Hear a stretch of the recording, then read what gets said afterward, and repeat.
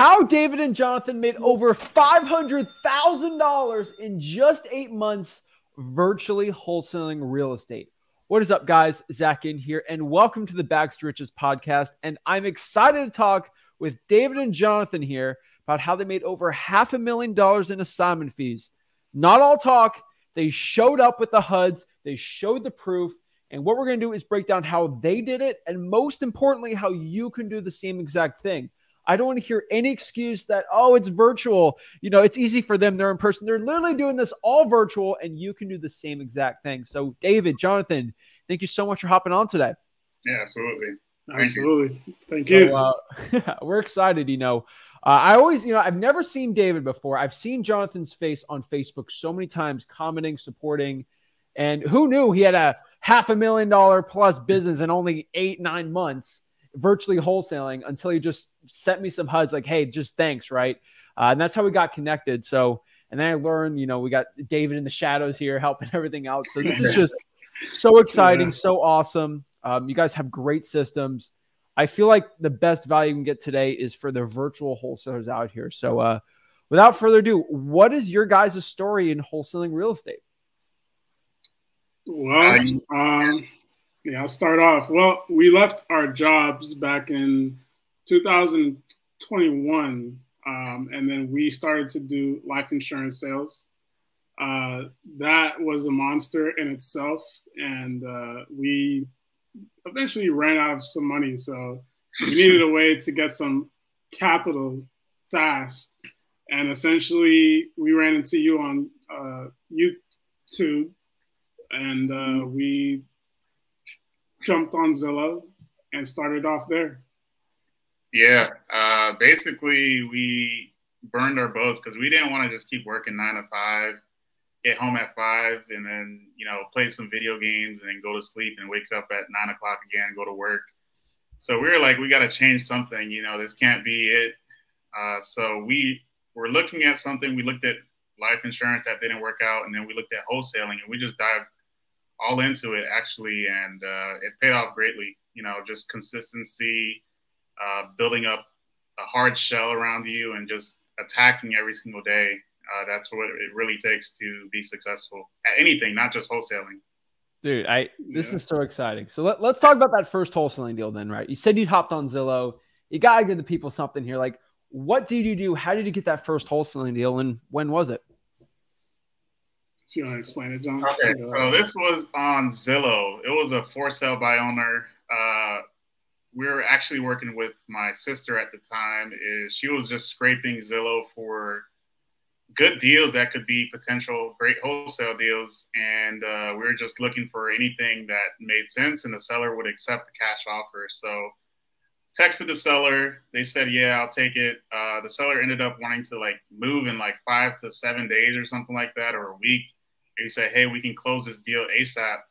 And then we got her under contract for I believe 70 to 72,000.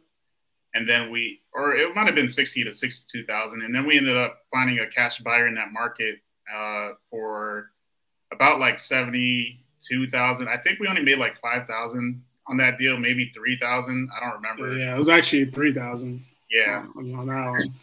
And, that ended up being our first wholesale deal. But once we got that confidence to just send the deal or send the seller the agreement and then get her to sign the agreement.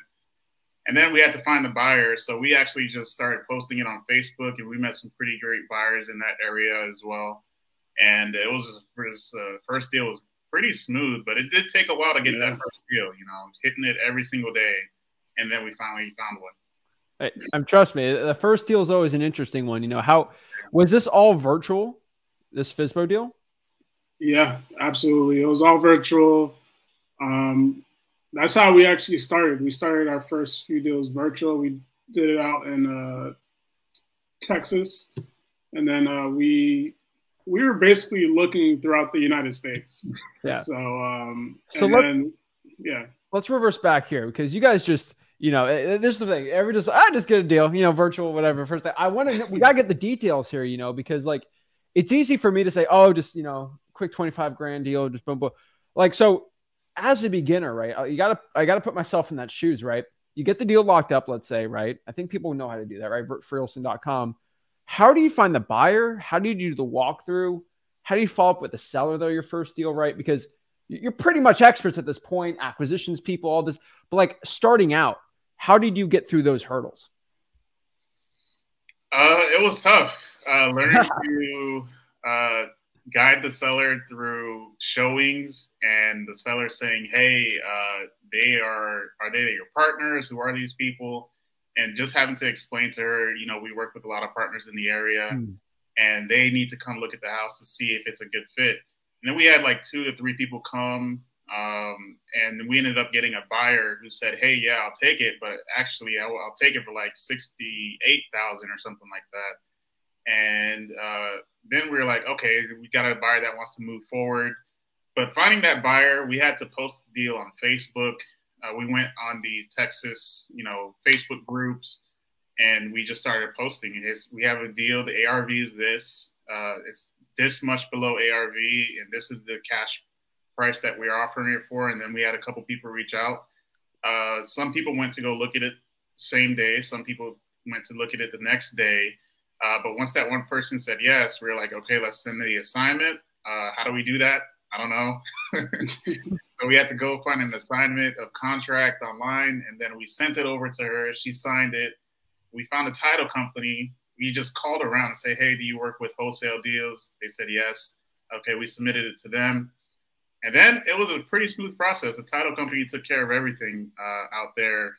And yeah, I think we did try to negotiate the seller maybe so we can get maybe 1,000 more, but she didn't really want to budge. So yeah, we were just like, all right, let's just get this deal done. Do you post the address at all Right. when you try to find that buyer? For that deal, did we post the address? We probably did at first. I don't think we do that nowadays, but at first, yeah we definitely did. Yeah.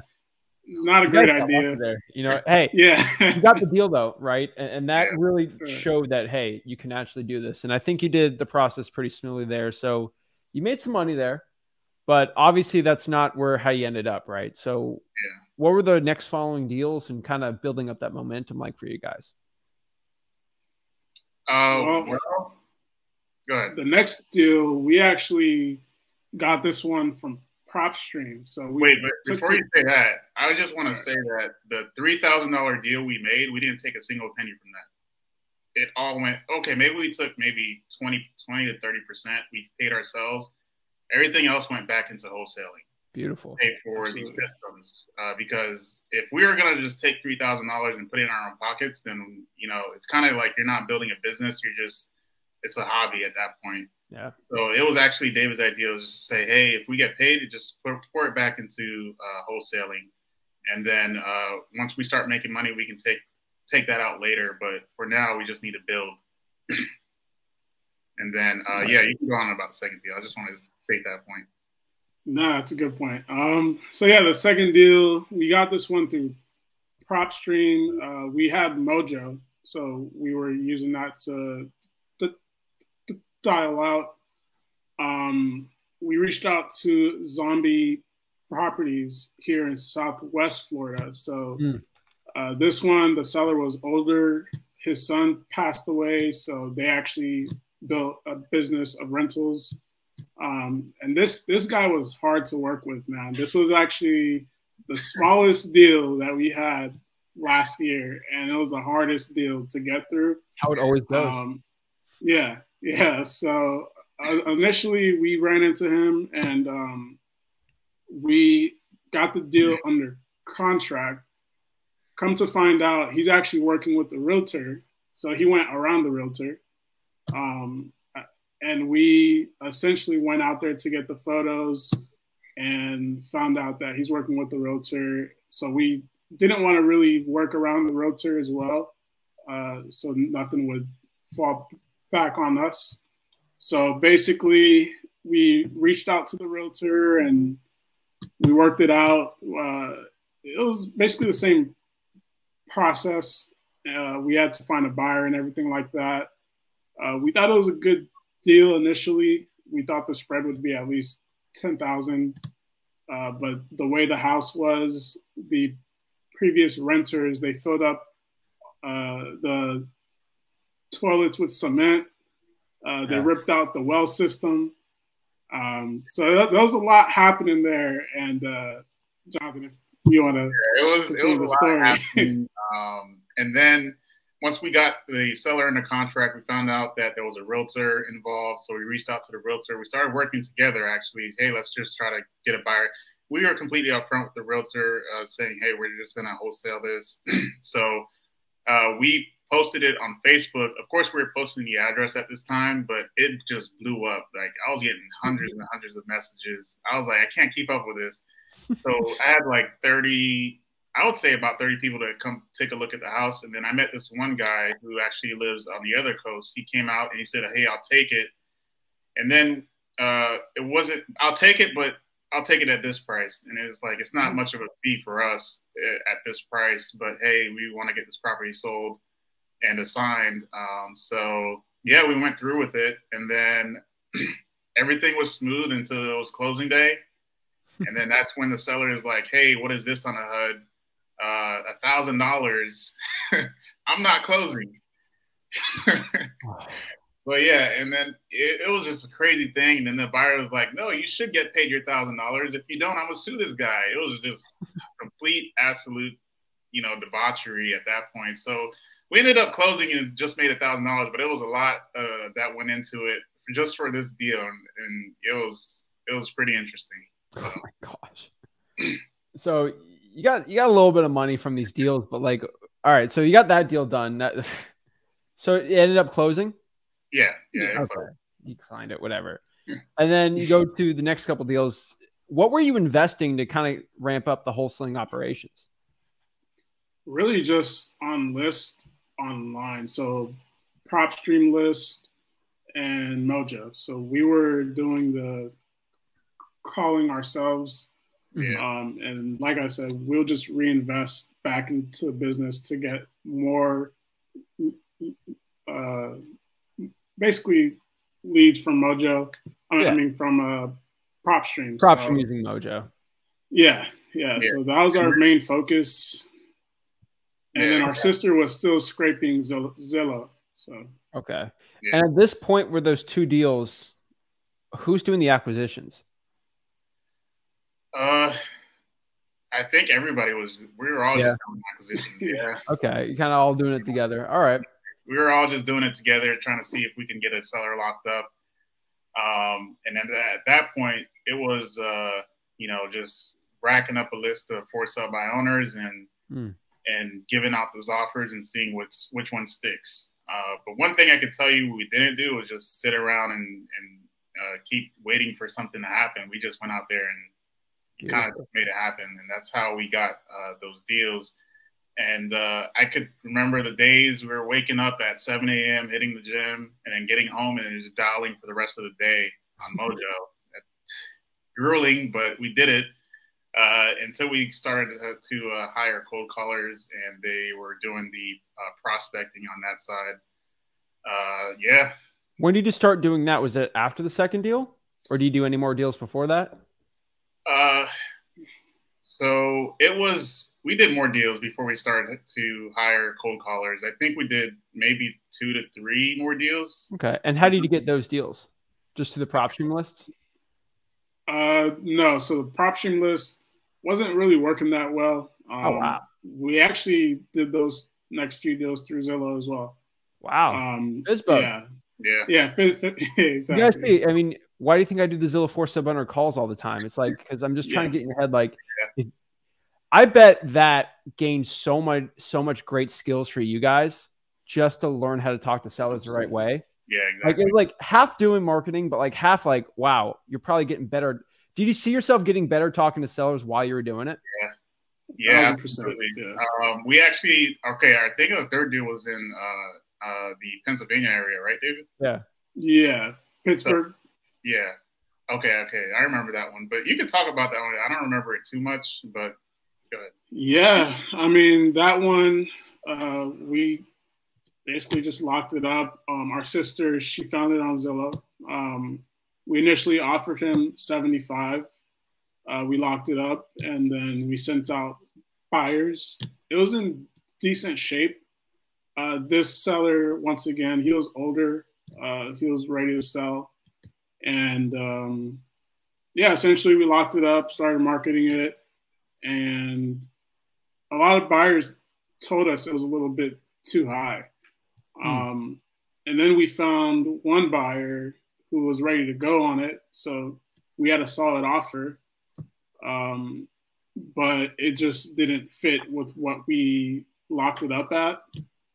Essentially, we had to renegotiate. The seller was pretty motivated, and he felt confident in us because we did have somebody. So we said, hey, like, we can literally get this closed out by the end of the week or the next few weeks. And we renegotiated a little bit. We don't always do that, but we had to in this situation, and it worked out. I think the fee on that one was $4,000. Okay. So, another slim fee, but once again, it worked. So yeah, and the buyer actually came from Facebook again, posting the deal on Facebook.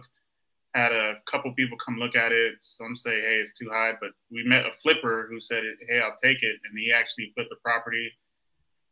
So that's the buyer that took that we assigned the deal to at that point in time, and then checked a couple months that his flip actually did sell at the price that target our ARV price point that we had put down.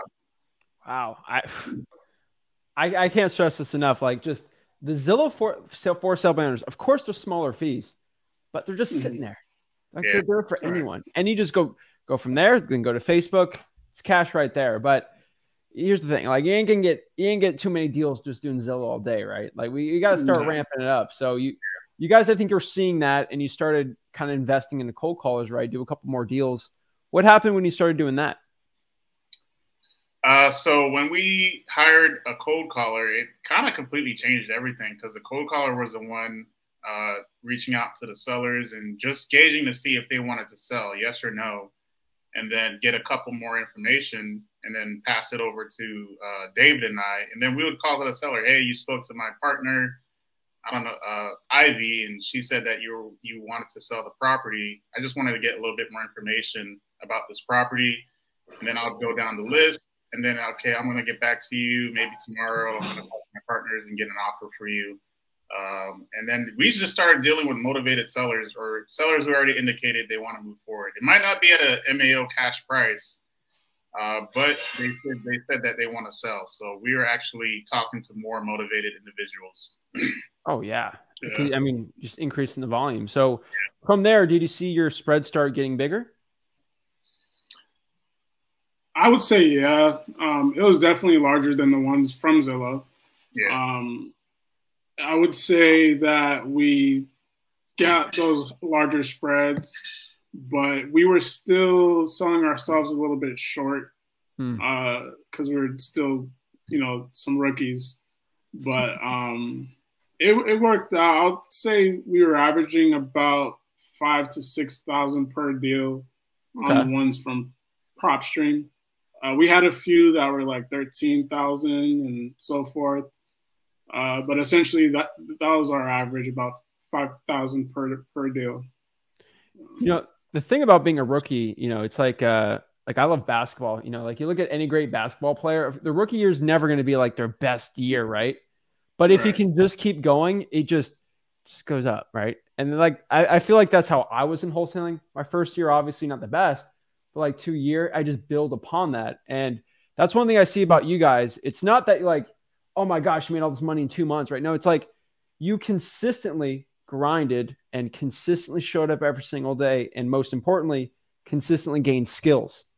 And I really love how you guys did that, because you gained the skills talking to sellers, got some deals, and then you added in the marketing, and then slowly but surely growing it up. And I think that's one thing I don't think a lot of people understand. It's not like, first 3 months made all this money, right? It was a slow, consistent thing. And the truth is, most people aren't willing to do that. And you guys are. And so when did the deals start getting bigger? I mean, some of your HUDs were pretty nice, not going to lie. So I would say the deal started getting big. So we got to go back because we hired a cold caller. We added a second cold caller. And then we were like, okay, now we got leads coming in, but no one is following up with the leads. So we have to get a lead manager.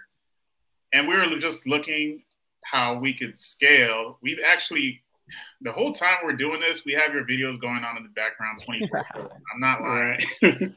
100%. Yeah. All I hear in my ear is Zach and your dad. So after that, so we got the lead manager, and then we were like, okay, now we got the lead manager. I think we want to step up to do an acquisition manager. So we started looking for a couple acquisition managers. We brought one on, brought on another one, and then we found one that was a good fit. And then at that point, that allowed us to focus on finding reputable buyers. And that's when it started just taking off. I was still posting the deals on Zillow. I mean, not on Zillow. I was still posting the deals on, Craigslist, Facebook. Then, I found a couple buyers who are actively buying, and they say, hey, I need properties. Those are the buyers you want to talk to. You don't want to talk to the ones that are going to try to take a $6,000 fee. They're trying to cut it down to $3,000. You don't want to talk to those buyers. You want to talk to the buyers who are actively buying, and they have a plan, a vision, a goal to grow their portfolio, because those are the ones that are going to pay. So once we found those buyers, our assignment fees started skyrocketing through the roof. And once we started also negotiating better deals, because now we have an acquisition manager, we pretty much trained her up to offer, I think, at least 30K below our MAO. And then we just work up from there. But once we started implementing those processes, we had your 100K a month video up, put it on the wall. David could tell you, and we just implemented, Yeah. I would say for the first 8 months last year, we basically did the acquisitions ourselves. And it wasn't until we probably hit around 80,000 that we started to build out, get the acquisition manager and so forth. So we definitely did a lot of the upfront work ourselves to start off. But yeah, essentially we had the system up and we just started to plug in, the workers. So yeah, I love seeing that. I think one really cool thing is everyone asks, what's the fastest way to double my profits this year in wholesaling? And everyone thinks I'm going to tell them to cold call more. But like a lot of the problems is that it's not that, right? Because going from 5 hours a day of cold calling to 10 hours a day is grueling. If you could just get better buyers, you can easily double your profits without really doing any much work. And I think that's one thing I say a million times, but I guess one video just kind of hit you guys and you're like, hey, let's just try different buyers. And I think that's one thing I think a lot of people have to understand. Buyers will screw you if they want to. They will be like, Jonathan, David, I'll give you $5,000 on this. Right. Yeah, that's it's a $30,000 deal. It's a $30,000. You deserve $5,000. Yeah, and if you just take it like, okay. Right? You're not suckers, right? You can't pay more than $5,000 assignment fee, or they give you some story. You can't make more than 50% of the purchase. It's something stupid, right? I get that all the time. Yeah. Your worth, the worth of the deal is not based off of what one buyer is willing to do. It's based off what a consensus of a lot of buyers are willing to buy it for. And so I love how you guys started doing that and you started seeing the assignment fees go up. Obviously, that with motivated lists you guys are doing are working really well. And so before we talk about the acquisitions manager, when you guys were closing these deals yourself, what was the script? What was the game plan? Like, who's closing me? And what do you guys say to close someone virtually? I think that's the biggest problem. It's like, oh my gosh, it's virtual wholesaling. It's like, Jonathan, do you live here? David, are you here? What's going on, right? How do you get over that? How do you get them to commit to the price? And most importantly, I don't want to give too many questions, but it's like so many virtual wholesalers struggle to get someone to sign a contract, right? Like, how do you get that done? In the beginning with great difficulty. Yeah. But you start learning a couple lingos that you could use. Hey, I have investors in this area. Or what I was saying is, hey, I was just saying we're local landlords who invest in this area, because in my mind, I'm thinking there's many landlords in this area and we're just all partners. So what I'm doing is finding the property and just letting the seller know that we have a lot of partners in the area who are local landlords. And then we go down that route. Or sometimes I would be like, you know, hey, one of my partners drove by the property. We saw it outside. We like what we see. It does need some work. It's not perfect, but, you know, this is the kind of deal that we like to do. And my driving, so we would just go on Google Maps and just look at the property. And that's what I call driving by. Yeah, that's what I call driving by the property. So, yeah. And then David and I were doing the acquisitions together. Basically, my script is, hey, are you interested in selling this house at 123 Main Street? And they're like, yeah, sure. What do you got for me? Throw me an offer. I'm like, okay, you know, can you tell me a little bit about the house? You know, the roof, this, and that, the HVAC, the plumbing. And they'll get back to me, and then I'll just run some numbers. And then I say, okay, I'll get back to you, you know, by the end of the day or tomorrow. And then I would just throw out a offer the next phone call. I'll just say, hey, I spoke to my partner, David. David said that he could do, I don't know, $75,000 for this property. And the seller would usually be like, you know, I can't really do that. That's a little too low for me. And then I can't really do that. That's too low for me. And then I would kind of sometimes pass the seller off to David as kind of like a tag team, or I would be like, okay, I spoke to David again. I mean, what's the best you could do? You say you can't do 75, but what can you do? And then they'll give me their price. But it's definitely either it works or it doesn't work. And then we just negotiate from there. And once they give me their price, I'm like, hey, I mean, we can't really do 100,000, but can you do 80,000, meet us in the middle? And then sometimes they would say yes, sometimes they would want a little bit more. So we just negotiate. But that's pretty much how we did it virtually. So it's not just about, I would say, if you can't do it, it's just about you got to use certain words. If you see the house on Google Maps, just drive around the block with the Google Maps, and then you know what the vicinity looks like.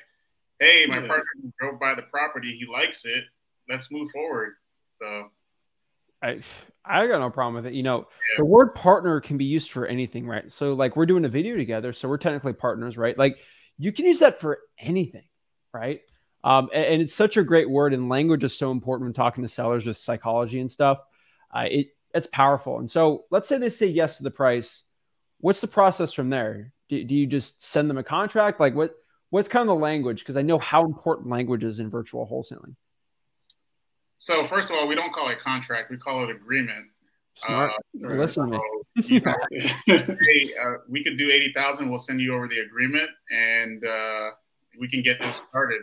And then once we, you know, put it up on PandaDoc, we send it over to the sellers, and the seller, they review it. Sometimes they want an attorney to review it. I could get into a whole story about attorneys. But once they approve it, they sign it, and then we start marketing the property.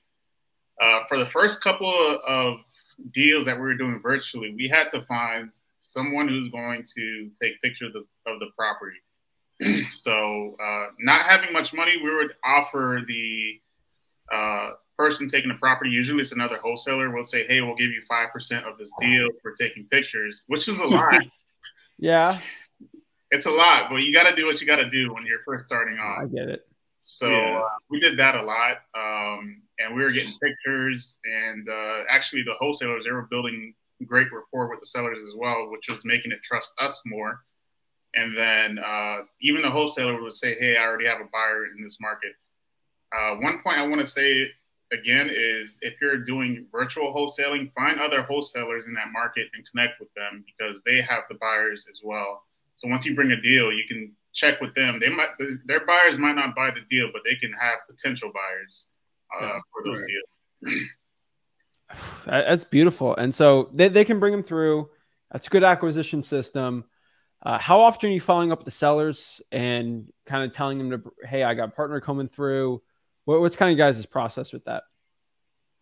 I would say to start off, we weren't doing the best with following up with the sellers. We actually lost a few deals like that.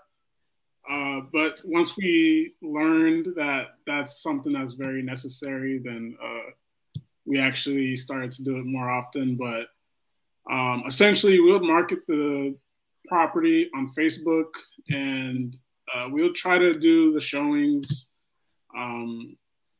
Usually the seller isn't living there. They may have some renters. We like to do like rentals. So we would just either ask them for the number of the tenant and schedule with them directly, or we would just ask the seller to schedule it. You know, it really depends, but essentially it's not too much. It's not too hard to schedule a showing. We have had some tougher situations, but we actually took your father's advice and got a locksmith a few times. If it's very necessary and if it's vacant, then we'll do that. If not, then we'll just coordinate with the seller and the renters there. So smart. It works. Sometimes the sellers are out of state, they can't make it, and we got 3 people that wants to come see the property. What can you do? So we just get a locksmith and they let them in, and then we just move forward. So that's, you know, your father's advice, we just took it. Yeah. On that top of that, I usually get the seller's permission, you know. As long as you get permission, it's all legal. Yeah. You really got to think of locks. It's just like there's just pins. And so like he just lifts the pins and opens the door. Like it's not that complicated. So I think that's, we always do ask the seller that. Absolutely. Oh, no, I want to. Here's the problem: if I don't say it, people are like, "Oh, just break in." Right. So make sure you get seller's permission. You're all good with that. So we got that process pretty smooth, and they got the assignments. But follow up. You have minimum once to twice a week with the seller. Yes. I know it's like, oh, what do I say? It's like, just, hey, how's it going? Just checking in on you. Yeah. I'll tell you, we lost an $80,000 deal. It's an expensive lesson. And we lost a $20,000 deal because we didn't follow up. Think about that. Yeah. It was heart-wrenching, but it taught us a lesson. So we're like, all right, lead manager, we need somebody following up every single twice a week, 3 times a week with the sellers. So I'll tell you the $20,000 one. We actually found a buyer. The buyer's ready to close. Call up the seller, say, hey, I think it's been a week at this point. It wasn't even that long. It's been a week and a half. He was like, yeah, I just sold the property. Quick claim deed for $1. I'm like, what? Yeah, so that happened. And then we had another, it was a 12-unit apartment building. The dude just wanted to sell for $300,000. Closing is in like 45 days, and the buyer is saying, okay, we're ready to close. Seller said, I sold it.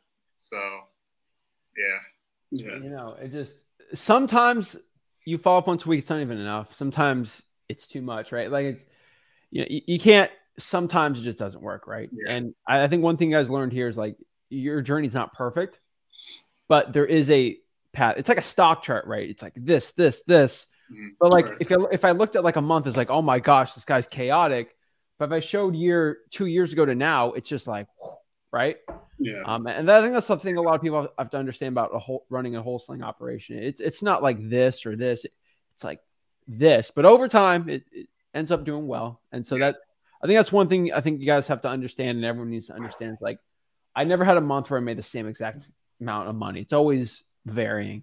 And then hopefully over time it goes up. So you got that process down. And probably the most important part is you getting your cash buyers right. And so when we're talking about these bigger wholesaling deals, where are you finding these type of buyers? Actually, it's the same marketing methods for cash buyers, you know, posting on Craigslist, Facebook. But I would say one thing is develop a relationship with the cash buyers for sure. Like, figure out what they want, and then you can actually target your marketing to what they're looking for. But once you develop a relationship with them and you're able to talk to them, and, you know, they know that you're going to bring them good deals, then you kind of just bring the deal and they say, hey, yeah, I'll do that. I'll do 250 for it. And then we have it locked up at like 220. Or they'll be like, yeah, I'll do 185 for it. You have it locked up at 160.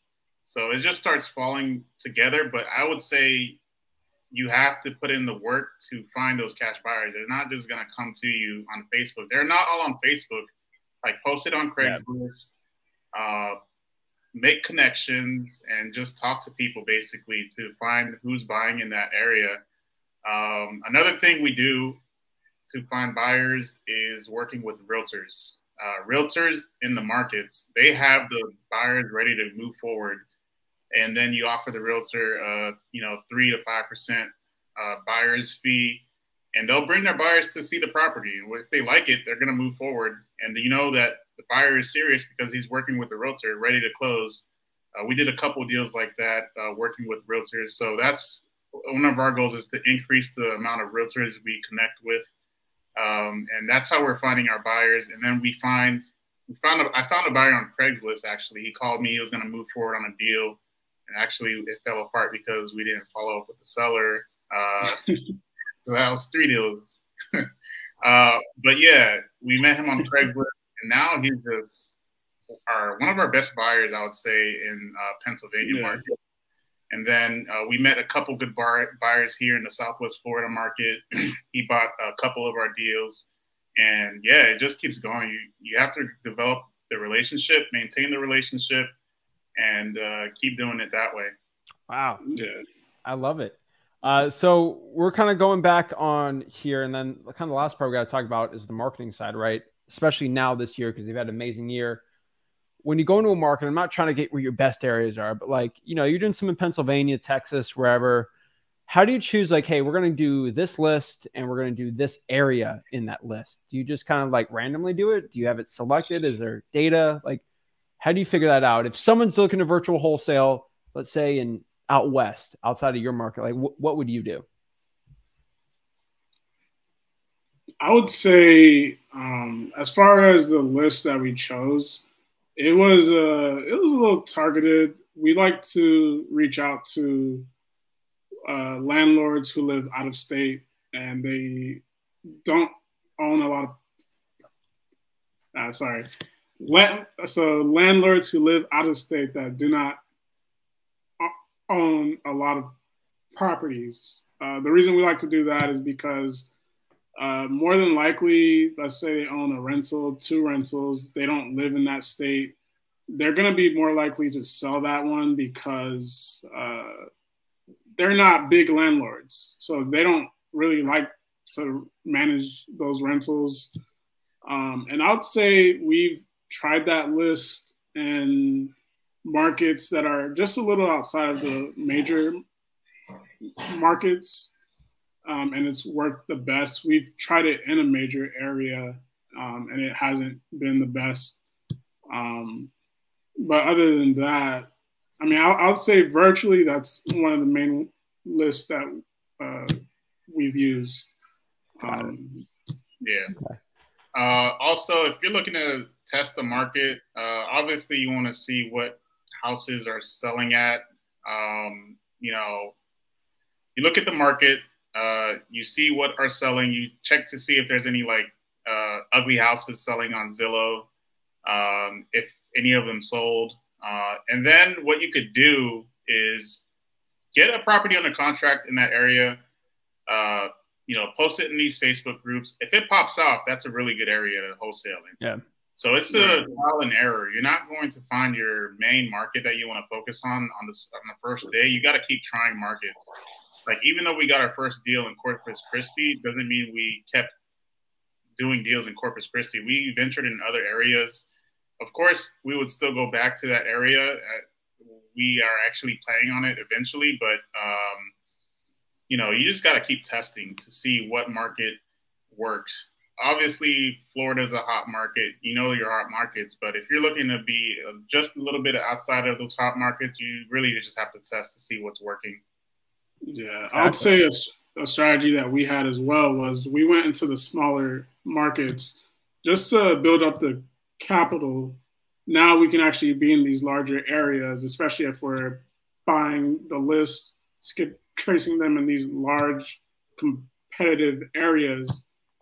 So we're able to do that because we started off in a smaller area and just built up the revenue to do that. So, and the best list, you know, vacant, out-of-state owners, vacant, out-of-state, and own the property for like 20 or more years. You know, those are pretty much gold. Or you can do tired landlords, out-of-state, owned for like 20 years.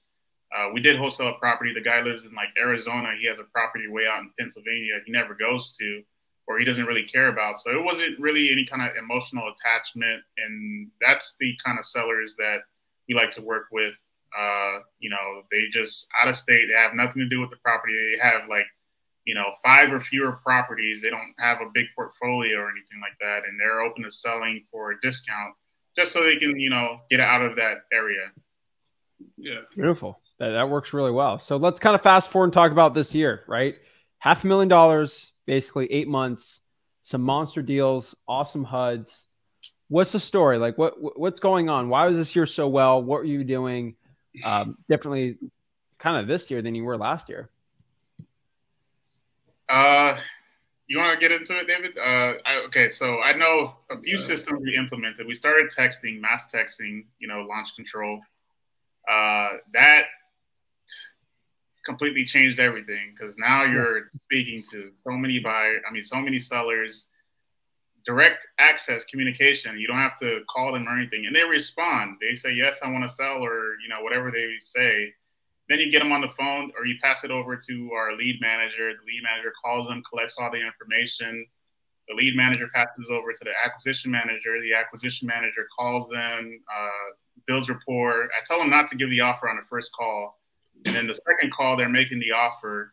And it's just the systems that were implemented. It just started, you know, working, really, really working. So what kind of scripts for SMS are you guys using?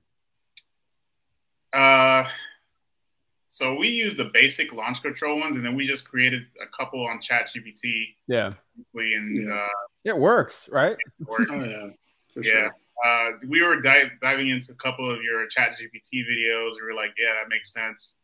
But once we started implementing the text messaging, and then we have our system. So it's kind of like you're just plugging everything into the system. It was kind of undefeated. You know, you get a seller that says, yes, they want to sell. It goes through the system, and then it turns up a contract or an agreement. Right. Mm-hmm. And that agreement would be below our MAO, or it'd be at our MAO, at or below. If it's above, we try to switch it over to like seller finance or something creative. But we really just want to stick to the cash for sellers who want to sell cash.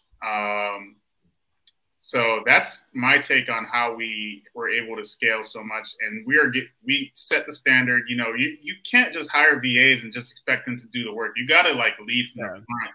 Hey, we need you to stick to your performances, or stick to your performance that we have laid out. We need 2 to 3 contracts a week from each acquisition manager.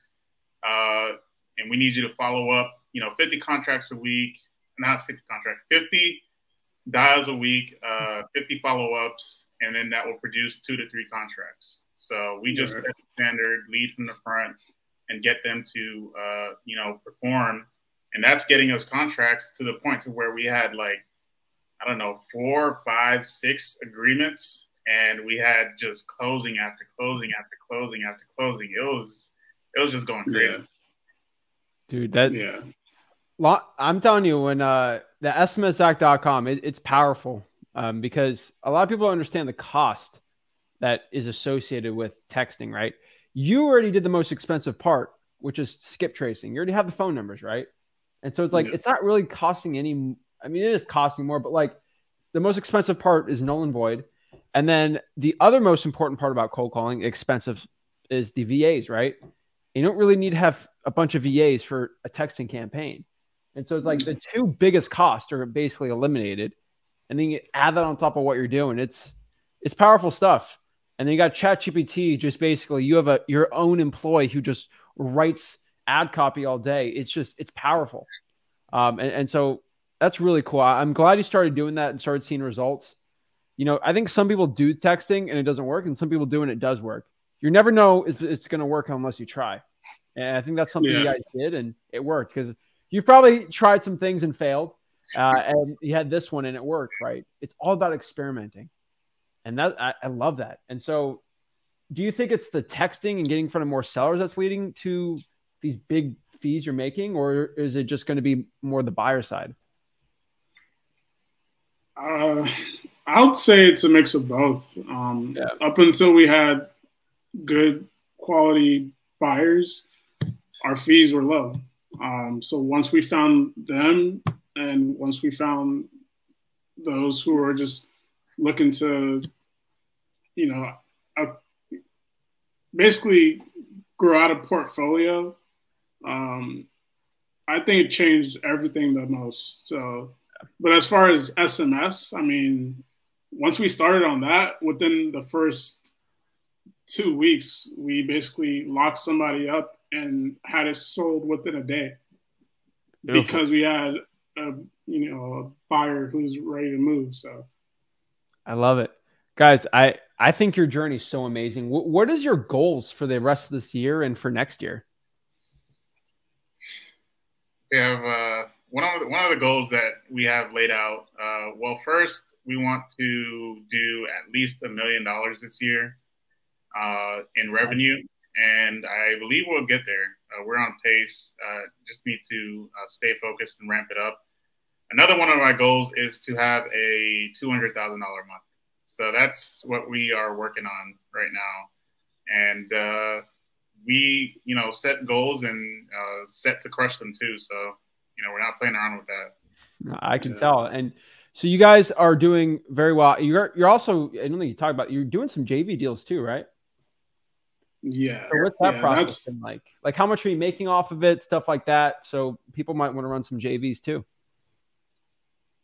Go ahead. Yeah. So, we're doing a lot of JV deals because we want that wholesaler to be successful. I know people say don't do JV deals, but they're honestly, if you have the buyers, because we built up the ability to have buyers in multiple markets, in Pennsylvania and in Florida, that if a wholesaler with a deal that can't get moved, if they need to move the deal, we have the ability to contact our buyers list and see if they want to move forward on a deal. Sometimes they say no, sometimes they say yes. And then once they say yes, we even try to push the price up so that everybody makes more money. So we're not looking to do like 50-50 split. And then if we are doing 50-50 split, then we push the price up. Or if we're going to do 60-40, then we give the wholesaler 60 and then we keep 40. But we do try to push the price up with the end buyer so that we all make more money. So that's our goal when we do JVs. But that's really been ramping up because most of our deals are JV deals. We even found an accountant actually who is having buyers who need a tax write-off. Hey, so, beautiful. Yeah. We have the properties and he has the clients. So we connected the two, and then we've been doing deals like that as well. We've JV'd with other wholesalers. For example, we had a deal that we JV'd on. It was a 3-unit property. They were asking $150,000. The seller was asking $150,000. The wholesaler was wholesaling it for $158,000. And my buyer said he'll buy it at $200,000. So, what I told the wholesaler is, hey, I know you're making a $7,000 fee. Stop marketing it. Let's get you a $16,000 fee. We all just split it 3 ways. So the accountant got 16, we got 16, and the wholesaler actually made, instead of 7, they made 16. So that's how we're doing our JVs as well. Yeah. Beautiful. How are you finding other wholesalers to JV with? Facebook groups. Yeah. Yeah. Basically, dude, Facebook. I love it. Do you just message people like, hey, do you want to JV with me? Or like, do you have some fancy thing you do? Not really. No, we just message them. Right? Reach out to people. Yeah. Yeah, exactly. Yeah. And then also, once you get like solidified in the market, the wholesalers know who you are. So as soon as they get a deal, we already message them and say, hey, what kind of deal do you have? Tell us more about it, and then we'll try to find a buyer. We don't do exclusive JVs, so only if we find a buyer do we split. But if they find their own buyer, you know, they can have whatever they made onto that. So Beautiful. We only do non-exclusive. What markets are you guys looking to JV in? So we do Pennsylvania. That could be like northeastern Pennsylvania. That could be Pittsburgh. That could be like the Poconos area. Or we could do Florida, all of Florida. Our buyers buy all throughout Florida. And then we could JV in Texas as well. We do have a couple buyers out there who's buying all over the state as well. Beautiful. And so if you want to reach out, we got the IG handles, Instagram handles, or you guys' names pop up. So if you're in Wholesaling Houses for Real or Facebook group, you'll probably see them in there. Just search membership and then search their names and they'll pop up. But here's the Instagram handle for everyone to just screenshot or whatever, but do some JV deals. So that's exciting. So guys, if you have any parting thoughts to the audience, you know, they're looking to, you know, become a successful wholesaler like you guys, what advice would each of you guys have for the people watching? I would say just stick through it. You know, sometimes it might be a little upsetting. Something might fall through. But honestly, just see it as a lesson and, you know, move on. And there's just, you know, just stick it through. So, yeah. I would say you have to build like a hard shell around your ego, around your skin, so that when you get the failures, you get the people that tell you no, it's like just brush it off and keep moving forward. I had this one guy called a buyer. He was like, hey, are you that broker calling me trying to sell me a deal? You know, you got to just build a layer of skin that nothing bothers you in this game, so that you can focus and get the, job completed. And stop second guessing yourself. Just send the agreement, make sure it's, it abides with the law and everything, and just send it out. And if the seller signs it, you got your deal. You don't want to overthink it too much. Beautiful. Guys, I can't wait to see you next year when we talk about how you're making $1 million per year and scaling up even more and doing even better. It's such an inspirational journey, but guys, you've inspired me like crazy. I think everyone watching this wants to be like you, and hopefully they'll be like you by learning. Thank you guys so much for giving the best advice out here, and we'll see you on the next episode. Thanks, guys. Yeah, all right. Thank you.